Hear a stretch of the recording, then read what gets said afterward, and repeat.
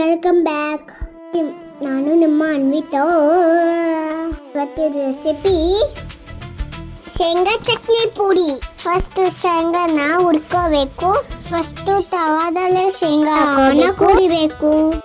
ನಮ್ಮ ಮನೇಲಿ ಎಲ್ಲರಿಗೂ ಇಷ್ಟ ಆಗುತ್ತೆ. ಬ್ರೌನ್ ಆಗೋವರೆಗೂ ಹುರಿಬೇಕು. ಟ್ರೈ ಮಾಡಿ ಆಯ್ತಾ. ಕರಿಬೇವು ಕೂಡ ಅರ್ಧನೇ ಹುರಿಬೇಕು. ಈಗ ಶೇಂಗಾ ತಣ್ಣಗಾದ್ಮೇಲೆ ಎಲ್ಲ ತೆಗಿಬೇಕು. ನೋಡಿ ಈ ತರ ತೆಗ್ದಿದ್ದೀನಲ್ಲ, ಈ ತರ. ಅದಕ್ಕಿಂತ ಮುಂಚೆ ನಮ್ಮ ಚಾನಲ್ನ ಸಬ್ಸ್ಕ್ರೈಬ್ ಮಾಡಿ.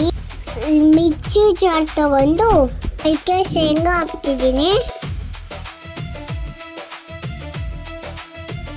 ಸ್ವಲ್ಪ ಕಾಳಿ ಪುಡಿ ಹಾಕೋಬೇಕು, ಮತ್ತೆ ಜೀರಿಗೆ, ಬೆಲ್ಲ, ಮತ್ತೆ ಬೆಳ್ಳುಳ್ಳಿ, ಫೈನಲ್ ಉಪ್ಪು.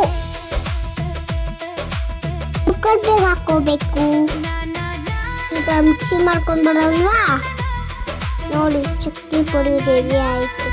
ಇಷ್ಟೇ ಸಿಂಪಲ್. ನನಗೆ ಹಂಗೆ ತಿನ್ಬೇಕಂತ ಅನಿಸ್ತಾ ಇದೆ.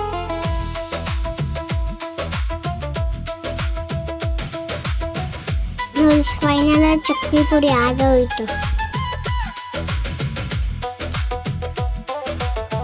ಇದನ್ನ ಹೊರಗಡೆ ಸ್ಟೋರ್ ಮಾಡಬಹುದು.